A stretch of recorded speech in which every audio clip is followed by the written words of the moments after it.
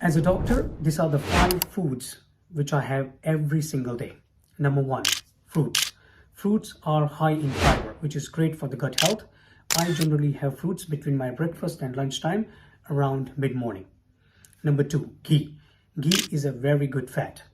You should consume ghee every day with your vegetables, lentils or rice. Ghee is also very good for nervous system and your immunity.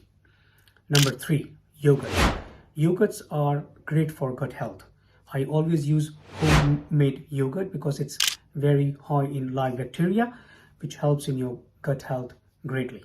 Number 4, nuts. Again, nuts are very good for having the good fat content in a day. So generally I consume in a mid-afternoon, which basically gives me the whole intake of the nuts for a day. And number 5, 4 to 5 portions of vegetables. You can have them as a salads or steamed, boiled or cooked vegetables is also great to have in a day.